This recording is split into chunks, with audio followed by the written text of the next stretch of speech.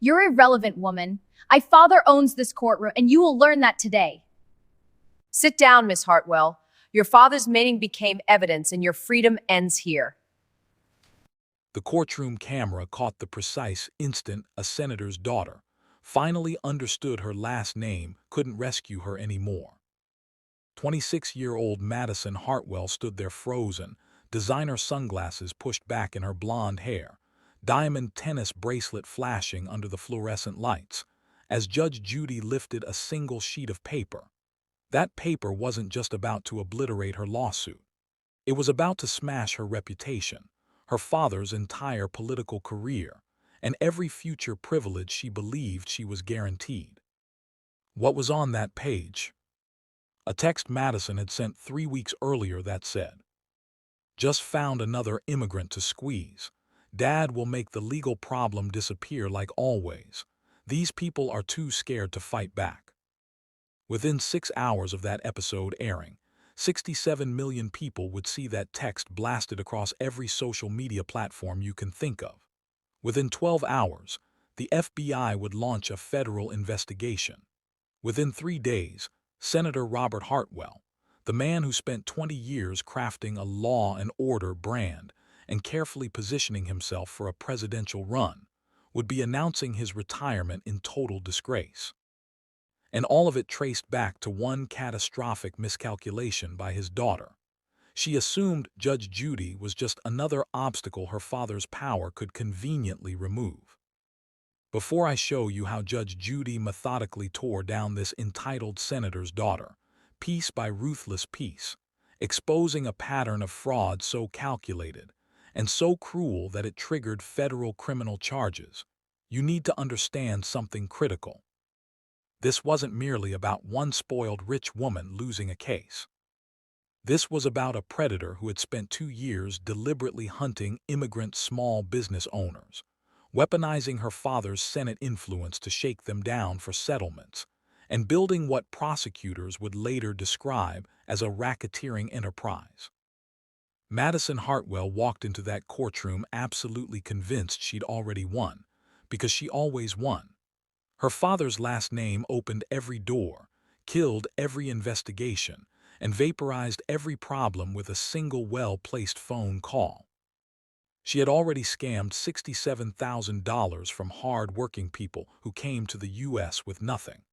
And now, she was about to go after $85,000 more from a single mother who had spent 15 years building an event planning business with her own hands.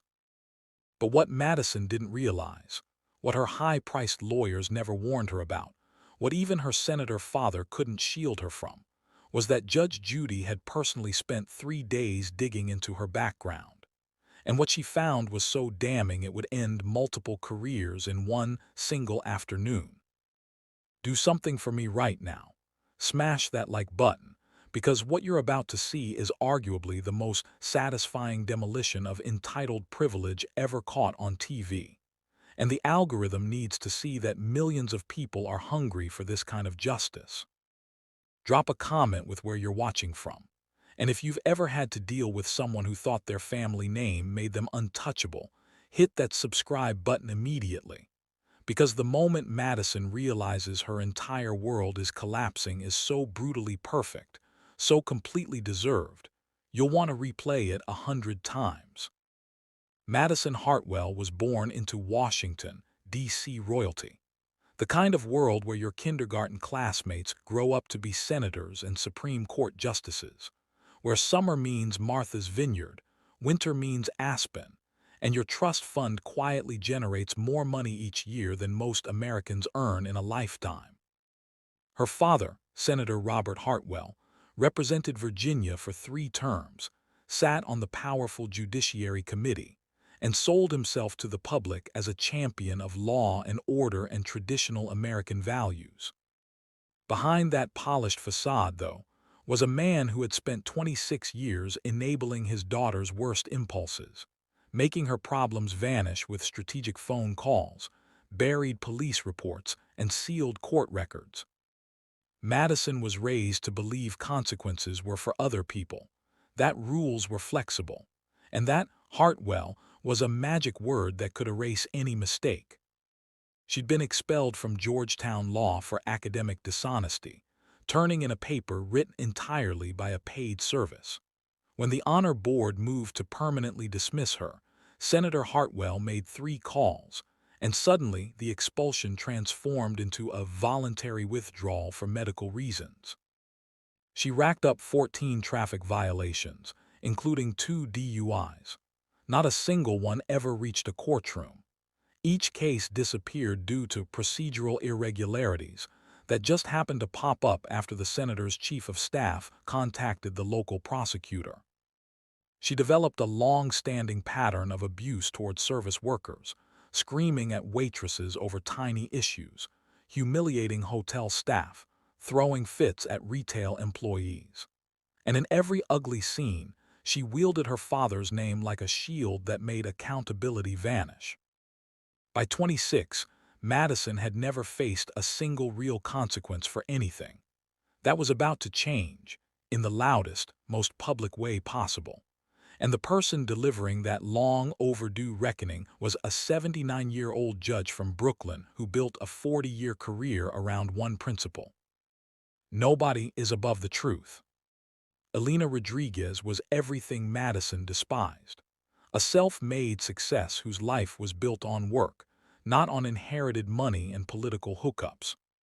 At 41, Elina had come to the U.S. from the Dominican Republic at 19 with $300 in her pocket, a suitcase full of dreams, and absolutely no safety net. She spent her days cleaning hotel rooms, her nights scrubbing office buildings, and her weekends in English classes, saving every dollar she could for a future she could barely visualize but refused to stop chasing. By 25, she had enough saved to start a tiny event planning business out of her 1-bedroom apartment, organizing quinceañeras and small weddings for her immigrant community. By 30, she'd moved into a modest office and hired her first employee. By 40, Elina's Elegant Events was one of the most respected planning companies in the D.C. area, famous for turning clients' visions into reality with obsessive attention to detail, creative problem-solving, and the kind of personal investment that only comes from someone who remembers exactly what it feels like to have nothing. Her business income put 2 kids through college. She volunteered with immigrant advocacy groups every weekend. She held a perfect 5-star rating on every review site for 12 straight years. Over 800 events planned, not a single complaint. Her entire career was built on reliability, creativity, and genuine care for every client, no matter their budget. That spotless reputation made her the ideal target for Madison's twisted scheme. Over 2 years of trial and error, Madison had discovered something darkly efficient. Immigrant business owners were perfect victims. They tended to fear authority, often worried about their status even when fully documented, and usually didn't have the financial power to fight drawn-out legal battles against rich opponents. Her playbook was simple and devastating. She'd hire them for high-end events, let them front the cost by paying vendors and suppliers themselves, wait until the event was flawlessly executed, and then dispute the charges and threaten massive lawsuits demanding huge settlements. She'd claim the services were substandard, invent complaints that clashed with photos and witnesses, then have her father's office quietly make intimidating calls to licensing boards and business regulators. Most victims caved fast, handing over $15,000 to $25,000 just to make the nightmare stop before legal fees wiped them out. Madison had already pulled this scam off 3 times before she ever met Elina. Sophia Kim, a Korean caterer, paid $18,000 after a Hartwell aide stopped by her restaurant and casually mentioned upcoming health inspections. Akam Hassan, an Egyptian photographer, handed over $22,000 after the senator's office contacted his licensing agency about vague, regulatory concerns. Maria Santos, a Brazilian florist, surrendered $15,000 when Madison threatened to report her to immigration authorities, despite Maria having been a naturalized U.S. citizen for 12 years. Then came Elina. When Madison hired Elina to plan her 26th birthday with a $45,000 budget, Elina went all in. She landed an exclusive Georgetown venue, booked premium catering, commissioned custom florals, arranged live entertainment, and personally oversaw every last detail to guarantee perfection. The party was flawless. 200 guests partied under crystal chandeliers and jaw-dropping decor that made the venue look like it belonged in a luxury magazine. Madison uploaded 17 Instagram posts that night, raving about the event, tagging Elina's business, calling her a goddess and a miracle worker. Guests left saying it was the most beautiful party they'd ever seen. Elina went home exhausted, but proud, convinced she just pulled off the event of her career. 2 weeks later, Madison disputed $32,000 on her credit card, claiming the party was a disaster. She sent a demand letter accusing Elina of breach of contract, poor service, and reputational damage, demanding a $50,000 settlement plus keeping the disputed charges. When Elina refused and sent back the contract, receipts, and hundreds of photos proving the event had been a total success, Madison's lawyer filed an $85,000 lawsuit. That's when the real nightmare began, and Elina learned exactly what happens when an immigrant entrepreneur refuses to become just another silent victim of America's most entitled predator. The assault on Elina's business was psychological warfare, planned and executed like someone who'd practiced these tactics before and knew exactly where a small business is most vulnerable. Within 48 hours of the lawsuit filing, Madison launched a coordinated attack across every corner of Elina's online presence. 17 one-star reviews appeared overnight from accounts created that same day, all using eerily similar language: unprofessional, rude, low-quality work. Madison blasted posts into neighborhood Facebook groups, spinning elaborate lies about being humiliated in front of her guests, claiming Elina ruined her special day and refused accountability. She tagged wedding groups, local forums, community pages, anywhere future clients might be watching. Comment sections filled up with sympathetic strangers who had no idea they were being pulled into a calculated smear campaign. Elina watched helplessly as the phone stopped ringing. 8 booked events canceled in just 2 weeks, over $120,000 in lost revenue. Brides who had been ecstatic about their upcoming weddings suddenly had concerns. Corporate clients she'd served for years gently said they needed to consider other options. Her business line of credit went under review when the bank saw the bad press and pending lawsuit. She was burning $3,000 a month on a lawyer, just to keep up with discovery motions clearly designed to bleed her dry, not actually prove Madison's case. The elite Georgetown venue, where she'd flawlessly run hundreds of events, quietly told her they could no longer accept her bookings. They didn't mention that Senator Hartwell's chief of staff had personally called the owner, expressing concerns about working with vendors under legal scrutiny. Elina's savings disappeared, swallowed by legal bills and overhead while her income plummeted. She lay awake doing the numbers in her head, realizing that settling for $20,000 would gut her finances, but continuing the fight might burn $40,000 in fees, with zero guarantee of victory against a senator's daughter with limitless resources. Her kids begged her not to quit. Her own lawyer gently suggested settlement might be practical. Her priest told her to pray and seek guidance. But something deep inside Elina, something forged in 19 years of clawing her way up from absolutely nothing, refused to bow to a spoiled child who had never worked a real day in her life. Elina had survived poverty, immigration, discrimination, every obstacle America could throw at a Dominican woman with an accent and a dream. She was not going to let Madison Hartwell be the thing that finally broke her. That decision to fight, to refuse to be another quiet settlement, set off a chain reaction that would unravel Madison's entire operation. Elina reached out to every vendor Madison had ever sued. Piece by piece, she uncovered a pattern no single victim could see alone, because each believed their horror story was isolated. She became obsessive with evidence. She printed every Instagram post, saved every text, documented each interaction with timestamps and screenshots. When a pro bono attorney from an immigrant advocacy group took her case and filed the response to Madison's lawsuit, they did something unusual. They included a countersuit for malicious prosecution, fraud, and extortion, and requested the case be heard on Judge Judy's TV courtroom, betting that public exposure might be their only real weapon against unlimited money. Before we step into that courtroom, you need to do one thing. Hit that like button if you want to see entitled privilege finally meet its total destruction. Because what Judge Judy uncovered in those 3 days of personal investigation wasn't just proof of Madison's guilt.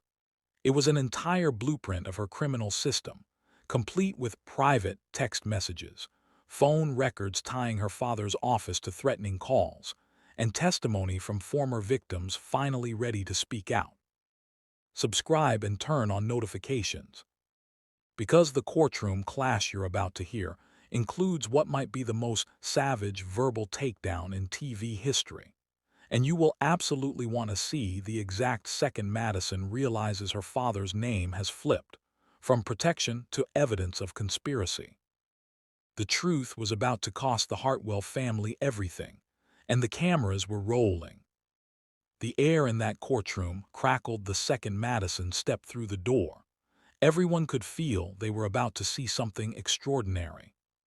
She arrived 15 minutes late, a power move she'd picked up from watching her father make senators wait. She wore a $3,000 Navy Chanel suit, technically court-appropriate, but still screaming money and entitlement. Next to her was a senior partner from one of D.C.'s priciest firms, a man who clearly thought small claims TV court was beneath him, but simply couldn't say no when a senator's daughter called. Madison's $800 Louboutins clicked across the floor with the confidence of someone who'd never truly lost anything. Her diamond tennis bracelet caught the studio lights as she casually checked her phone, strolling past Elina without so much as a glance. She sat down with the bored expression of someone waiting for a minor inconvenience to resolve itself, completely unaware that Judge Judy had used the last 72 hours building a case that would wreck her life. Judge Judy opened with her trademark bluntness, slicing through formality like a scalpel.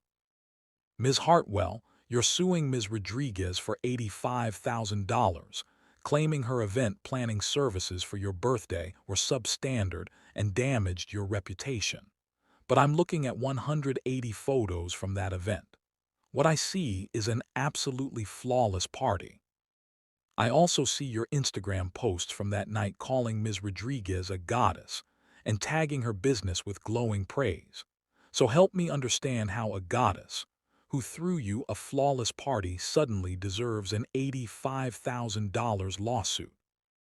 Madison gave the polished, patient smile she'd perfected at Georgetown fundraisers, like she was indulging someone who just didn't get how the world really works. "Your Honor, social media isn't reality. I only posted that because I didn't want to embarrass Elina publicly. In truth, she was unprofessional. The decorations were tacky compared to what I approved, and several guests said the event felt cheap. When I tried to discuss it privately, she got defensive and refused to offer any refund or compensation." Judge Judy's face barely moved, but anyone who's watched her for more than 5 minutes knows that kind of stillness means someone is about to be annihilated. "Let me be sure I understand, Ms. Hartwell. You posted 17 separate times during and after the event, all praising Ms. Rodriguez. You have 180 photos showing magazine quality decor. You have statements from 47 guests calling it the most beautiful party they've attended. And now you want this court to believe that secretly, in your mind, everything was actually terrible, and you were just lying to your 200 guests and 30,000 Instagram followers about what a wonderful time you were having. That's your position. Madison's lawyer shifted in his seat. Madison herself looked unfazed, almost amused. Your Honor, my family handles conflict privately and professionally. I wasn't going to start drama at my own party or drag someone on social media like some people do. I gave her the courtesy of private feedback. When she refused to be reasonable, I had no choice but to seek legal remedies. The arrogance in her tone was unreal. The absolute confidence that her version of events would be accepted purely because she was the one saying it. Judge Judy leaned back, and you could almost feel the room temperature drop. Ms. Hartwell, I want to talk about some of your other legal remedies. In the last 2 years, you filed 4 lawsuits against small business vendors, all immigrant-owned, all citing similar complaints about quality. Sophia Kim settled for $18,000. Akam Hassan paid you $22,000. Maria Santos gave you $15,000. That's $55,000 in settlements. And now you're here asking for another $85,000 from Ms. Rodriguez. That's quite a pattern. Do you just have exceptionally bad luck with vendors, or is something else going on? The room went dead quiet. For the first time, Madison's smile slipped, just a flash of worry before she forced it back. Your Honor, I have high standards. I was raised to expect excellence. If vendors can't deliver what they promise, they shouldn't be in business. It's not my fault some people aren't capable of serving clients at my level. Those words, that offhand dismissal of hardworking immigrants as not capable of serving her level, would be replayed millions of times online within hours. But Judge Judy wasn't close to done. She pulled out a thick folder, and the faint smile that crossed her face was predatory. Ms. Hartwell, let me explain what I found when I looked into your background. Let me show you what really happens when someone like you goes after people like Elina Rodriguez. And let's talk about exactly what your father has been doing to make your legal problems vanish, because that ends today. She removed a single sheet from the folder and held it up so the cameras had a perfect shot. This is a text message you sent to your friend Chelsea 3 weeks before you sued Ms. Rodriguez. Would you like to read it aloud, or do you prefer to tell the court what it says? Madison's expression snapped from confident to confused to horrified in about 3 seconds. That's private, you can't use that. My lawyer will object, that isn't admissible. Judge Judy's voice cut straight through her protest. Ms. Hartwell, you surrendered that privacy when you filed a fraudulent lawsuit in my courtroom. Your lawyer can object until he's blue in the face. This message is about to become part of the public record, so I'll read it for everyone watching. The entire room leaned forward, sensing the kill shot. Just found another immigrant to squeeze. Dad will make the legal problem disappear like always. These people are too scared to fight back. $45,000 event means I can demand at least $85,000 in settlement. She'll pay $20,000 within a month. Easy money. The silence that followed was suffocating. Even Madison's elite attorney looked like he wanted to sink through the floor. The gallery erupted in gasps and whispers. Elina covered her mouth, tears streaming down her face, finally realizing someone believed her, that someone had found the proof everyone insisted didn't exist. Madison tried to speak, voice trembling. That's out of context. I was just venting. I didn't mean it like that. Judge Judy raised her hand, and the room fell silent instantly. I have 11 more text messages just like this. I have phone logs showing your father's office made 18 calls to business bureaus, licensing agencies, and venue owners on your behalf over 2 years. I have witness statements from 3 past victims who are now moving to overturn their settlements on the basis of fraud. I have evidence of a systematic criminal scheme where you deliberately target vulnerable immigrant business owners, leverage your father's political influence to intimidate them, and extort settlements totaling more than $67,000. This is not a simple civil dispute, Ms. Hartwell. This is racketeering. This is conspiracy. This is federal wire fraud. And I spent 3 days ensuring every piece of evidence I found is already in the hands of the U.S. Attorney's Office. Madison collapsed back into her chair, whatever was left of her composure completely gone. Her lawyer leaned in, urgently whispering that they needed to stop talking, that anything she said now could be used in criminal court. But Judge Judy still wasn't done. My ruling is as follows. Judgment for the defendant, Ms. Elina Rodriguez. Ms. Hartwell, you will pay Ms. Rodriguez $32,000 for the fraudulent charge dispute, $15,000 in legal fees, and $38,000 in punitive damages for malicious prosecution and attempted extortion. Total judgment, $85,000. Additionally, I am issuing a formal referral to the FBI to investigate wire fraud, extortion, and conspiracy. I'm also sending my complete findings to the Senate Ethics Committee regarding Senator Hartwell's use of his office to support his daughter's criminal scheme. Ms. Rodriguez, what you did, refusing to be a silent victim, was incredibly brave. You helped expose a predator and protected countless future immigrant entrepreneurs from becoming her next targets. The courtroom broke into applause. Elina sobbed as her lawyer hugged her, the weight of 14 months of fear finally lifting.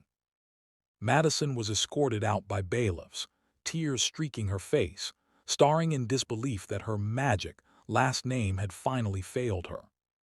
If you think Madison got exactly what she deserved for preying on immigrant business owners, obliterate that like button right now. Comment, justice served. If seeing entitled privilege finally meet consequences just restored some of your faith in the legal system. Subscribe and smash that notification bell, because karma does exist, and sometimes it shows up wearing a judge's robe. Share this video with anyone who still believes their family name makes them untouchable. Madison learned the hardest way possible that in Judge Judy's courtroom, there's only one name that matters. The truth.